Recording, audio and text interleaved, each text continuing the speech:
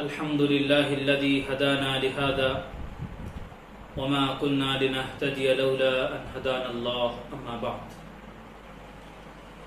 ناظرین کرام، السلام علیکم ورحمۃ اللہ وبرکاتہ. حدیث جبرائیل چل رہی تھی، 3 ہفتے تقریباً ہو چکے ہیں. آج 4تھا ہفتہ ہے. اس کا آخری ٹکڑا آج ہم پڑھیں گے انشاءاللہ، جس کے اندر قیامت کی نشانیوں کا تذکرہ ہے. بسم اللہ الرحمن الرحیم. فاخبرنی عن الساعة قال والمسئول عنها بعلم من السائل. پچھلے ہفتے بات آئی تھی کہ رسول اللہ صلی اللہ علیہ وسلم کو قیامت کب واقع ہوگی اس کا علم نہیں تھا.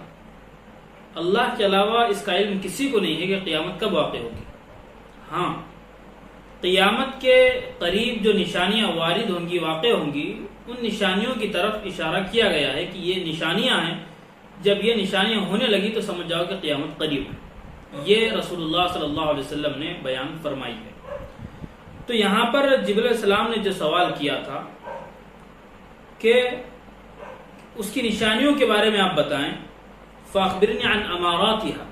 امارات کہتے ہیں نشانی کو، علامت کو، سائن کو، کہ اس کی نشانیوں کے متعلق آپ بتائیں کہ کیا نشانیاں ہوں گی. فرمایا ان تلد الامۃ ربتها. پہلی نشانی بیان فرمائی کہ باندی اپنے آقا کو جنے گی، جنم دے گی. پہلے ایک بات اب سمجھیں، قیامت کب آئے گی یہ تو کسی کو نہیں معلوم ہے، لیکن اس کی نشانیاں ہیں. اب جو قیامت کی نشانیاں ہیں یہ بے شمار نشانیاں ہیں. اس میں سے چند نشانیوں کو بڑی نشانیاں کہا جاتا ہے، علامات کبریٰ، اور چند وہ نشانیاں جنہیں علامات صغریٰ، چھوٹی نشانیاں کہا جاتا ہے. اب اس حدیث پاک کے اندر جو نشانیاں بیان کی گئی ہیں وہ علامات صغریٰ ہیں، یعنی اسمال سائنس ہیں. جو علامات کبریٰ ہیں وہ ہے سورج کا مغرب سے طلوع ہونا، یاجوج ماجوج کا نکلنا، نزول عیسیٰ، ظہور مہدی، خروج دجال. یہ 5 6 7 تقریباً یہ وہ علامات ہیں. یہ جب علامات ہوں گی تو اس کا مطلب ہوگا کہ قیامت بالکل قریب ہے، جسٹ اب آنے والی ہے قیامت، اس کا یہ مطلب ہوگا. علامات صغریٰ جو ہے، جو چھوٹی نشانیاں، وہ قیامت سے بہت پہلے واقع ہوگی. جو ایک آپ کہہ لیں اس طرح سے کہ ایک نوٹیفیکیشن ہے کہ اب قیامت قریب ہے. یہ اس کو کہتے ہیں علامات صغریٰ. پہلی جو علامت نبی پاک صلی اللہ علیہ وسلم نے بیان فرمائی وہ ہے ان تلد الامۃ ربتها،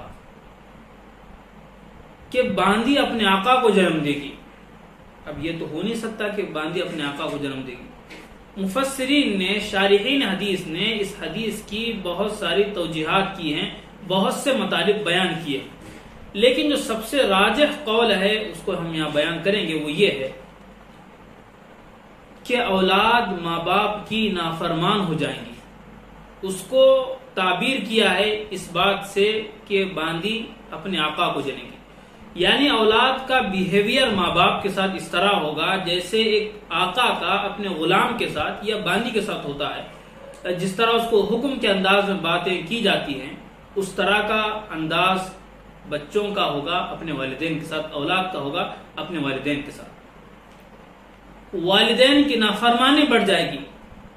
پہلی نشانی یہ بیان فرمائی. دوسری نشانی بیان فرمائی وَأَن تَرَاةَ الْحُفَاةَ الْعُرَاةَ الْعَالَةَ رِعَاءَ الشَّاءِ يَتَطَاوَلُونَ فِي الْبُنْيَانِ، کہ آپ دیکھیں گے ننگے پیر والے، ننگے بدن والے فقیر فقراء اور بکریوں کے چرواہے عمارت بنانے میں ایک دوسرے سے سبقت کریں گے، ایک دوسرے میں مقابلہ کریں گے.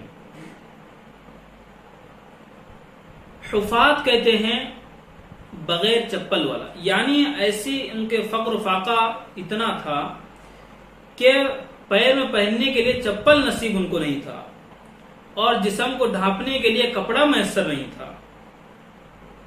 جو بے حیثیت لوگ تھے، ارذل جس کو کہا جاتا ہے، وہ لوگ تھے. لیکن کیا ہو گیا اچانک؟ یتطاولون فی البنیان، عمارتیں بنانے میں، محلات بنانے میں، وہ ایک دوسرے کا مقابلہ کریں گے، کمپٹیشن کریں گے کہ ایک نے اچھا بنایا تو دوسرا سوچے گا میں اس سے اچھا بناؤں گا، تیسرا ان دونوں سے آگے بازی لے جائے گا. تو یہ چیز ہوگی قیامت کے قریب.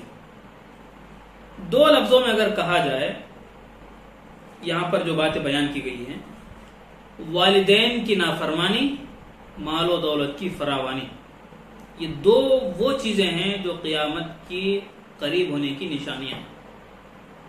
پہلی ہے مال و دولت، والدین کی نافرمانی. دوسری چیز ہے مال و دولت کی فراوانی، یعنی نافرمانیاں بڑھ جائیں گی. اور اس سے محدثی نے یہ بھی نکالا ہے کہ باندھی اپنے آقا کو دینے کی، اس کا مطلب ہے کہ ہر کام الٹا ہونے لگے گا. جس کا جو حق ہے وہ حق نہیں دے گا، سب معاملہ الٹا ہونے لگے گا. تو سمجھ لو کہ قیامت قریب ہے. قیامت کی بے شمار نشانیاں اور دوسرے احادیث میں بیان کی گئی ہیں. احادیث میں مستقل ابواب قائم کیے گئے ہیں، چیپٹرز قائم کیے گئے ہیں.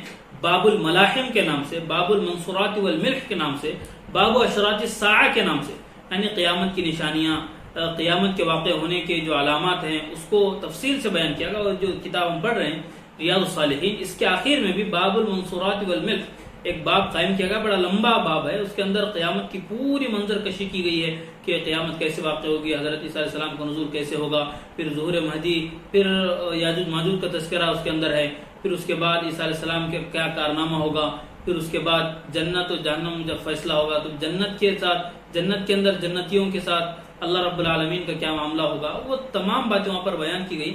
اگر زندگی باقی رہی تو انشاءاللہ اس کو بھی ہم پڑھیں گے. جو قیامت کی بہت ساری نشانیاں بیان کی گئی، یہاں پر بنیادی طور پر صرف دو کو بیان کیا گیا. ایک مال کی کثرت، یعنی مال کی فراوانی، اور دوسری چیز ہے والدین کی نافرمانی. یہ بنیادی چیز ہے. اور ایک بخاری شریف کی روایت ہے کہ ایک صاحب نے، ایک عربی، ایک بدو نے نبی پاک صلی اللہ علیہ وسلم سے پوچھا متی الساعہ، کہ قیامت کب آئے گی؟ تو آپ بیان کرتے رہے. لوگوں نے پوچھا، لوگوں نے کہا کہ حضور نے نہیں سنا. بعد میں کہا لوگوں نے سنا، حضور نے سنا ہے. پھر حضور پاک صلی اللہ علیہ وسلم نے بیان کیا فَإِذَا ضُيَّتِ الْأَمَانَةُ فَانْتَظِرِ السَّاعَةَ، جب امانتیں ضائع ہونے لگی، جب امانتوں میں خیانت ہونے لگا تو پھر سمجھ لو کہ قیامت قریب ہے. تو صحابہ نے پوچھا کیف اضاعتها، ضائع ہونے کا کیا مطلب ہے؟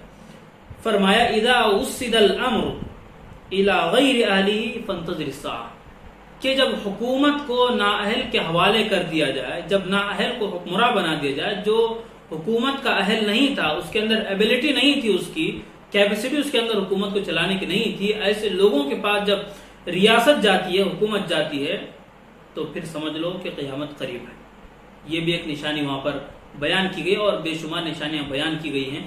اب تک جو نشانیاں بیان کی گئی ہیں، ایک ہوتا ہے والدین کی نافرمانی، اور دوسرا ہوتا ہے مال و دولت کی کثرت. جو بے حیثیت لوگ تھے وہ بھی بڑھ چڑھ کر عمارتیں تعمیر کر رہے ہیں، بلڈنگز بنا رہے ہیں. اور دوسری بات کہ نااہلوں کی طرف حکومت جا رہی ہے. کہ وہ باتیں ہیں، ہمارے خیال سے یہ چیزیں مکمل ہو چکی ہیں. یہ قیامت کی نشانیاں ہیں جو ہم عام طور سے اپنی زندگی میں دیکھ رہے ہیں. ہو سکتا ہے یہ نشانیاں پوری ہو گئی ہوں. تو حدیث کے پاک کا آگے کا ٹکڑا ہے. پھر حضرت علیہ السلام چلے گئے. صحابہ کو نہیں پتا تھا کہ یہ کون تھا. وہ تو حضرت جبریل تھے، لیکن صحابہ کو پتا نہیں تھا کہ یہ کون تھے. تو جبریل چلے گئے. فلا بست مریہ، حضرت عمر رضی اللہ عنہ کہتے ہیں کہ چند دن میں ٹھہرا رہا. مفسرین یہاں سے شارحین لکھتے ہیں کہ 3 دن کا عرصہ تھا یا اس سے کم تھا. ثم قال، پھر حضور پاک صلی اللہ علیہ وسلم نے بذات خود پوچھا یا عمر تدری من السائل، جانتے ہو کون تھا پوچھنے والا؟ حضرت عمر نے کہا اللہ و رسول عالم، اللہ اس کے رسول بہتر جانتے ہیں کہ کون آیا تھا. تو پھر اس وقت نبی پاک صلی اللہ علیہ وسلم نے بات بیان فرمائی فَإِنَّهُ جِبْرِيلٌ أَتَاكُمْ يُعَلِّمُكُمْ أَمْرَ دِينِكُمْ، یہ جبرائیل امین تھے جو آپ کے پاس آپ کا دین سکھانے آئے تھے. ظاہر بات ہے انہوں نے دین سکھایا. ایمان کیا ہے، اسلام کیا ہے، احسان کیا ہے، قیامت کب آئے گی. دیکھیے آپس میں ان کا گہرا تعلق ہے. جب آدمی کے اندر ایمان آ جاتا ہے تو پھر اسلام پر چلنا اس کے لیے آسان ہوتا ہے. جب اسلام پر چل رہا ہے آدمی تو پھر اس کے اندر احسان یعنی اخلاص کا جذبہ ہونا چاہیے. جب یہ سب چیزیں مکمل ہو گئی تو اس کا نتیجہ کیا ہوگا، اس کا انعام بندے کو، اس کا ریوارڈ کیا ملے گا بندے کو؟ پھر وہ ہے قیامت کا دن جب حساب و کتاب ہوگا تو بندے کو وہاں پر جو یہاں پر کیا ہے اس کا بتا دے گا. یہ 4 چیزوں کے اندر ایک گہرا ربط ہے جو کہ یہاں پر بیان کیا. اور پہلے بھی بات آئی تھی اس کی تمہید میں کہ بہت ہی اہم یہ حدیث ہے، اس کے اندر بہت سی باتیں ہیں جو ہمیں رہنمائی کرتی ہیں، جو ہمیں گائیڈ کرتی ہیں صحیح راستے کی طرف، اور گویا پورے دین کا خلاصہ کہہ لیں آپ اس حدیث پاک میں بیان کیا گیا ہے۔